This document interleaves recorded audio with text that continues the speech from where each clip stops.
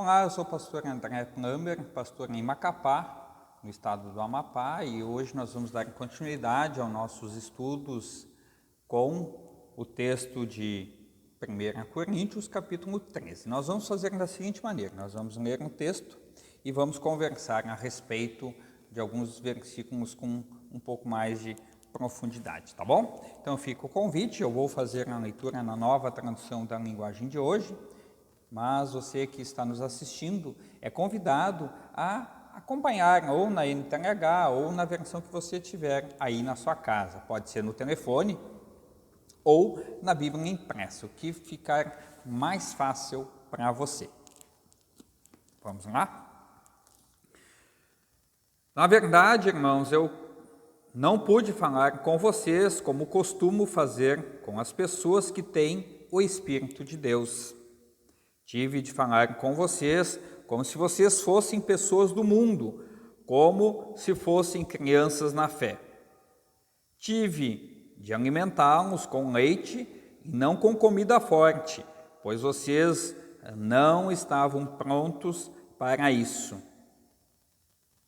E ainda não estão prontos, porque vivem como se fossem pessoas deste mundo. Paulo, especialmente nesta carta, ele trata de um assunto bastante delicado, as divisões dentro da igreja em Corinto, quando as pessoas elas achavam que fazendo algumas coisas elas eram melhores do que as outras. E Paulo as acusa dizendo: não, vocês não estão vivendo como um corpo de Cristo, que é o cabeça, mas as pessoas, vocês estão vivendo como pessoas deste mundo, que procuram só os seus próprios interesses, não buscam os interesses que vêm de um coração renovado, perdoado e restaurado na graça de Deus. Ele vai dizer lá no versículo 1, na verdade, irmãos, eu não pude falar com vocês como costumo fazer com as pessoas que têm o Espírito de Deus. Olha que situação.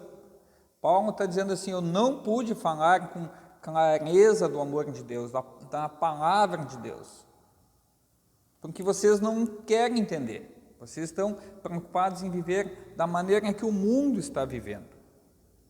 E viver como pessoas do mundo seguem as normas e os costumes do mundo. Nós estamos no mundo, tem uma canção, um hino que diz: nós estamos no mundo, mas dele não somos. Isso é um fato. Nós vivemos neste mundo, distantes do lar, mas precisamos viver agora conforme a graça de Deus nos proporciona, já vivendo e desfrutando dessa graça enquanto ainda estamos vivendo aqui neste mundo. E tais pessoas, Paulo vai dizer que são crianças na fé. Quer dizer, ainda precisa ser alimentada com uma linguagem bastante simplória, mas é muito perigoso. Assim como uma criança que ela crê muito fácil, ela pode ser facilmente iludida, até mesmo para fazer o mal ou qualquer outra coisa. Nós temos que ser, que nem crianças, para aceitar a mensagem, entender que a mensagem de Cristo é sólida, é perfeita, maravilhosa, que eu tenho que crer, não tenho que duvidar, que nenhuma criança faz. Mas eu não posso ser criança levando tudo na brincadeira. Eu devo levar a sério a palavra de Deus. E Paulo está chamando a atenção que os cristãos de Corinto, eles estavam levando a coisa na brincadeira. E eles estavam começando a fazer divisões na igreja, como a gente vai ler a partir do versículo 3, na sequência, que diz assim: quando existem ciumeiras e brigas entre vocês, será que isso não prova que vocês são pessoas deste mundo e fazem o que todos fazem? Olha que interessante, a gente está chamando a atenção exatamente isso. Numa igreja, a gente tem que cuidar para que não se crie um círculo vicioso, um circuito vicioso de fofocas.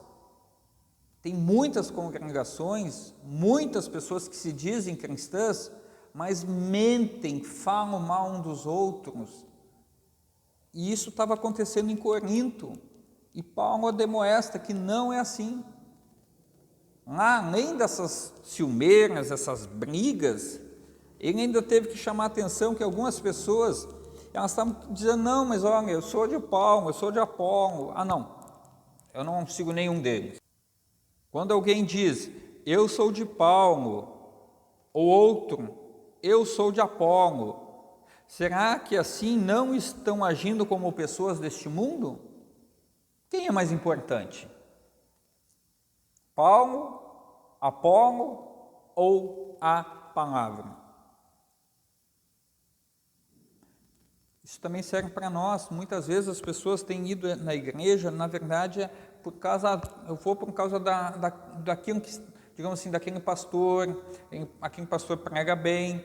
Aí quando o pastor aceita um outro chamado, não vou mais na igreja, eu ia por causa do pastor. Não, meus irmãos, não é por causa do mensageiro, nós vamos por causa da mensagem, isso eu não posso esquecer, tá? E é importante que a gente tenha essa clareza para que a gente acabe não pecando e não fazendo as coisas de modo errôneo. Lá no versículo 5 vai dizer assim, afinal de contas, quem é Apolo? E quem é Paulo? E aí ele vai dar a resposta. Somos somente servidores de Deus e foi por meio de nós que vocês creram no Senhor. Cada um de nós faz o trabalho que o Senhor lhe deu para fazer. Essa que é a questão interessante a gente observar. Somos mensageiros. Paulo vai dizer, não, eu sou um mensageiro. E por meio da minha mensagem que vocês creram e agora são cristãos. Mas não é minha mensagem. A mensagem que eu anunciei, mensagem essa que na verdade fala de Cristo Jesus, o Filho de Deus. Ele é o cabeça da igreja, não é o pastor. O pastor é um servo que está ali para servir. Não é alguém que tem uma certa influência, o que ela disser está dito dentro da igreja. Não, é a palavra. E eu tenho que me aprofundar na palavra. Eu tenho dito, e alguns amigos que me conhecem sabem o que eu estou dizendo, que muitos de nós estamos sendo crianças na fé. Não estamos procurando nos aprofundar no conhecimento bíblico. Muitos irmãos não leem mais a Bíblia, isso é um problema sério. E seguem alguns líderes cegamente, mesmo que eles estejam mentindo. Não estou falando dos pastores da igreja luterana que eu conheço, assim como eu também fui formado, que são muito sérios. Mas eu estou dizendo, de modo geral, muitas pessoas não temem a Cristo, mas temem a mensagem do líder religioso de determinada religião. E Paulo está chamando a atenção que os mensageiros são servos. O importante é o autor da mensagem, Cristo Jesus, que é a própria mensagem. E ele vai dizer lá no versículo 6, eu plantei e Apolo regou a planta, mas foi Deus quem fez crescer. Eu, pastor André, hoje eu estou em Macapá. Tiveram outros pastores antes de mim aqui.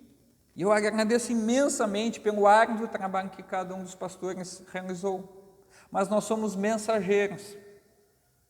A palavra de Deus. E é Deus que faz a palavra crescer, solidificar no coração. Por isso que é importante que a gente esteja agarrado à palavra, à mensagem do Deus vivo. Vejamos aqui, na sequência,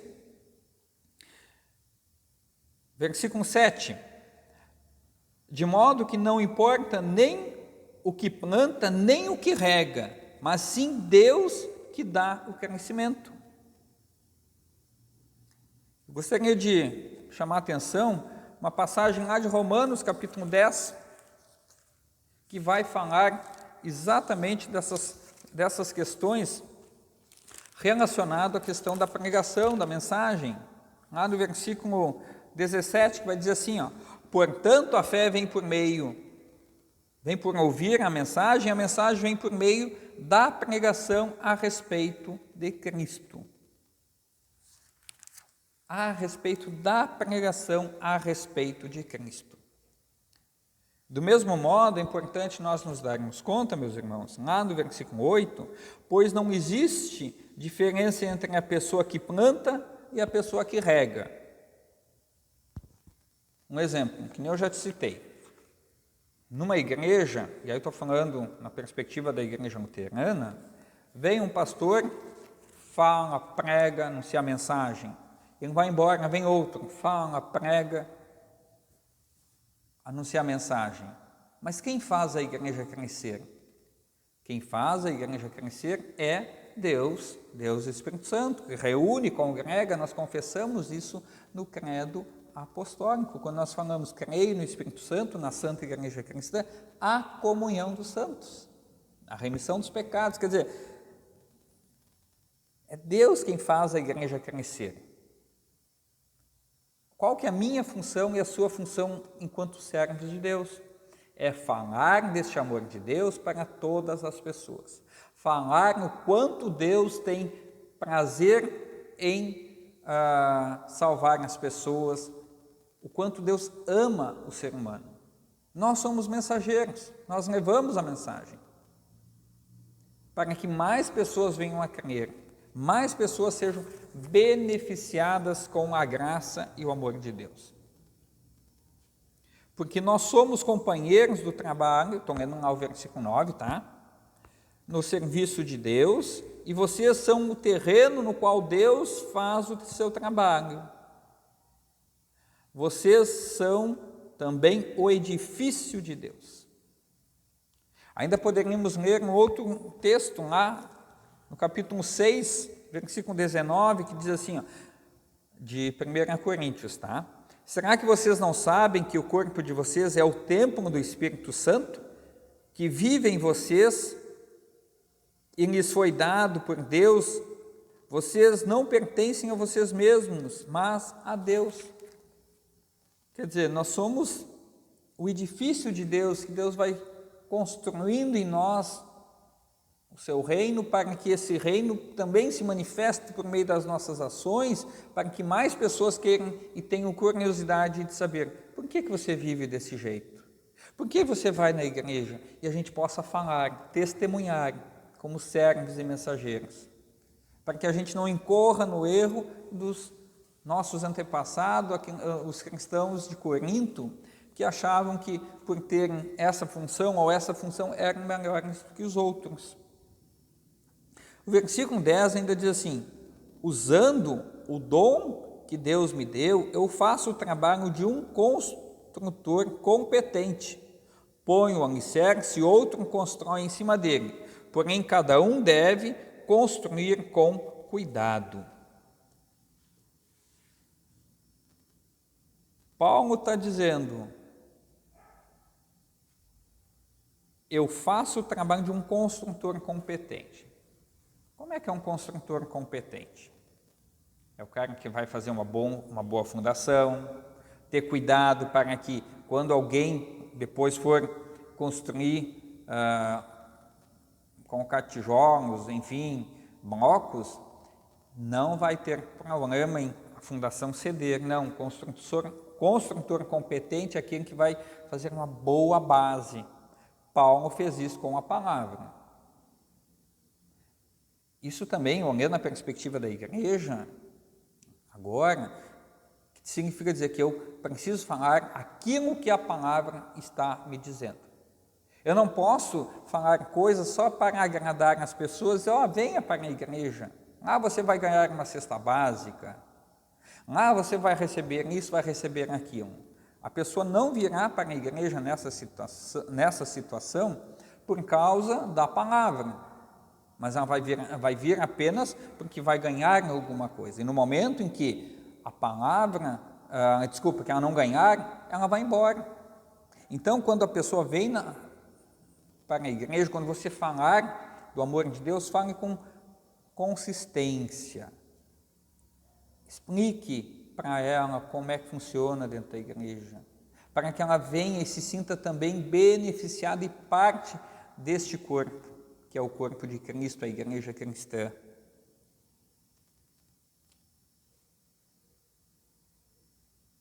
A tarefa de Paulo, nesse caso, era começar um trabalho cristão onde ninguém havia pregado o Evangelho.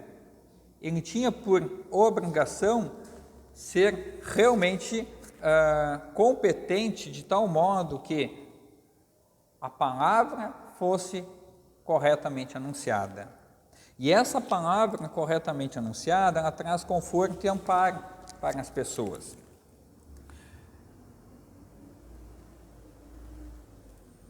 Olha só que ainda dá para a gente citar aqui no versículo 20 de Romanos 15, que diz assim: para não construir sobre alicerces colocados por outros, tenho me esforçado sempre para anunciar o Evangelho nos lugares onde ainda não se falou de Cristo. Paulo está dizendo, olha, ele é um construtor, ou melhor, ele é alguém que leva a sério, para que ele não roube digamos assim, a fama de outrem. Não, ele quer falar da palavra para as pessoas que ainda nunca tinham ouvido a mensagem a respeito de Cristo. Lá no versículo 11, porque Deus já pôs Cristo como o único alicerce, e nenhum outro alicerce pode ser colocado. Novamente a ênfase, falar do começo de Jesus. Esse é o foco. Não ficar trazendo mensagens coaching, de autoajuda, como se isso fosse trazer Cristo para as pessoas, mas eu devo falar de Cristo, a mensagem bíblica, não devo trazer linguagem supérflua, tá? Porque senão as pessoas, na primeira dificuldade, elas vão achar que, não, mas essa mensagem não é tão boa, essa é uma mensagem muito dura, eu prefiro aquele pastor que fala palavras mais bonitas, ou daquele líder que me falou que Jesus ama todos e todo mundo pode fazer o que bem quer, esse é um bom mensageiro. Não, fale de Cristo, o alicerce verdadeiro, tá? Lá no versículo 12, alguns usam ouro ou prata ou pedra preciosa para construir em cima do alicerce. Ainda outros usam madeira ou capim ou palha.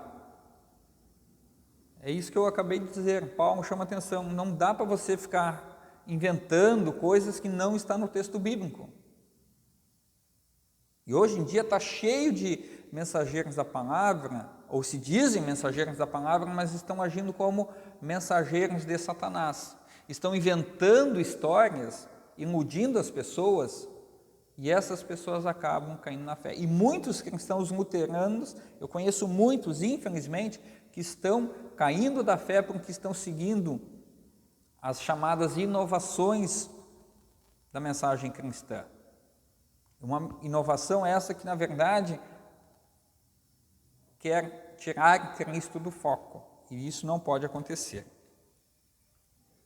O versículo 13 diz assim: o dia de Cristo vai mostrar claramente a qualidade do trabalho de cada um, pois o fogo daquele dia mostrará o trabalho de cada pessoa. O fogo vai mostrar e provar a verdadeira qualidade do trabalho. O dia de Cristo, o dia do juízo final, uma figura do julgamento de Deus. Vamos ler para entender melhor Malaquias, capítulo 3, versículo 2 e 3, onde diz assim: mas quem poderá aguentar o dia em que ele vier? Quem ficará firme quando ele aparecer? Pois ele será como fogo para nos purificar, será como o sabão para nos lavar. Ele se sentará para purificar os sacerdotes, os descendentes de Levi, como quem purifica e refina a prata e o ouro no fogo. Assim, eles poderão oferecer a Deus os sacrifícios que ele exige. E essa purificação do dia do juízo final é algo bem resumido, as pessoas que creem que Jesus é o Salvador, essa é a prova de fogo. Crer que Jesus é o Salvador, não ficar inventando coisas, não achar que, eu fiz isso, eu fiz aquilo, eu sou melhor que fulano ou beltrano. Deixa Deus fazer os julgamentos. A nossa função é ouvir a mensagem, crer na mensagem e falar essa mensagem para as pessoas, para que também outras pessoas sejam beneficiadas pela graça de Deus. Vejamos o versículo 14 e 15 agora. Se aquilo que alguém construir em cima do alicerce resistir ao fogo, então o construtor receberá a recompensa. Mas se o trabalho de alguém for destruído pelo fogo, então esse construtor perderá a recompensa. Porém, ele mesmo será salvo, como se tivesse passado pelo fogo, para se salvar. Paulo não está falando, sobre a salvação de Deus, que Deus dá de graça, mediante a fé que a pessoa tem em Cristo. Mas ele está dizendo assim, olha, veja que coisa maravilhosa que alguém pode receber, é ver que alguém foi salvo pela mensagem clara que você anunciou, a mensagem pura do Evangelho. Foi doído muitas vezes, claro que é. Não é fácil ser servo de Deus, mas com a ajuda que Deus e o Espírito Santo nos dá, tudo é mais fácil. Tá? Versículo 16 diz assim: certamente vocês sabem que são o templo de Deus e que o Espírito de Deus vive em vocês. Nós acabamos de ler há pouco o texto de 1 Coríntios, capítulo 6, versículo 19, que vai falar exatamente que o ser humano é o templo do Espírito Santo, aonde Deus quer habitar.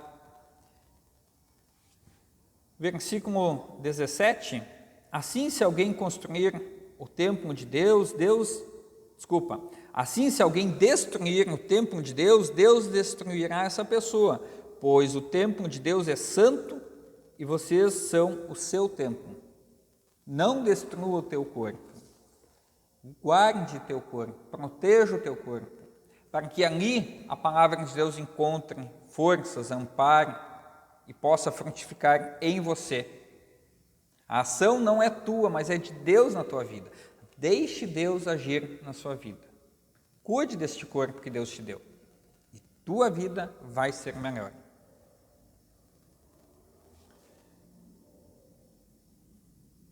Versículo 18, vamos ler? Diz assim: que ninguém engane a si mesmo. Se algum de vocês pensa que é sábio conforme a sabedoria humana, então precisa se tornar louco para ser de fato sábio. Dá para a gente recapitular que a loucura da palavra, ela realmente assim, ela espanta as pessoas que não têm fé. Ela é louca. Diz lá o texto, e vamos ler para a gente acompanhar, 1 Coríntios, capítulo 1, versículo 21 e 22, diz assim: pois Deus, na sua sabedoria, não deixou que os seres humanos o conhecessem por meio da sabedoria deles. Pelo contrário, resolveu salvar aqueles que creem e fez isso por meio da mensagem que anunciamos, a qual é chamada de louca. Aqui na sequência, Paulo chama atenção, então, para que as pessoas, para que se tornem sábias, elas têm que crer que Deus é o seu Salvador. Pois aquilo que este mundo acha que é sabedoria, Deus acha que é loucura. Como dizem as Escrituras Sagradas, Deus pega os sábios nas suas espertezas. E também o Senhor sabe que os pensamentos dos sábios não valem nada. Versículo 19 e 20,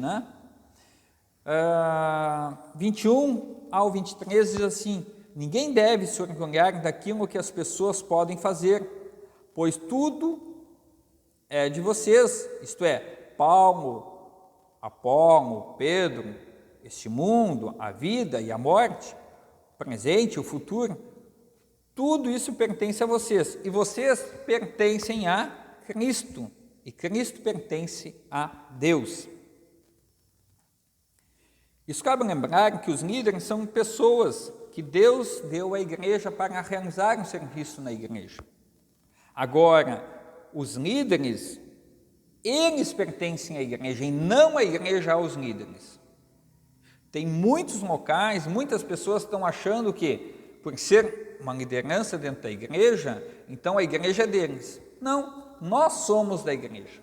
Nós fazemos parte da igreja. A igreja é a reunião do povo de Deus, dos servos de Deus, a Assembleia de Deus. Quer dizer, a Assembleia, a reunião das pessoas que pertencem a Deus em Cristo Jesus. Essas são a igreja.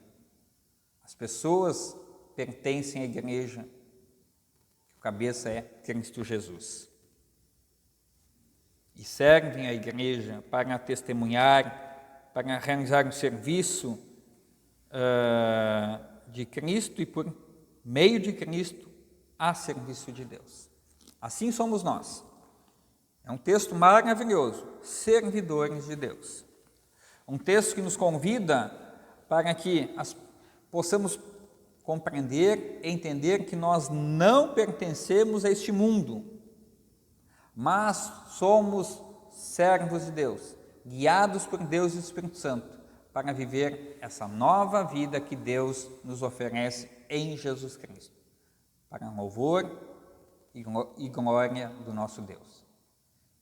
Até aqui, nós encerramos então o nosso programa de hoje e não perca o próximo programa com o capítulo 4, dando sequência aos estudos. Que Deus te abençoe e guarde você para que possa continuar crescendo na fé e servindo a igreja em Cristo Jesus. Amém.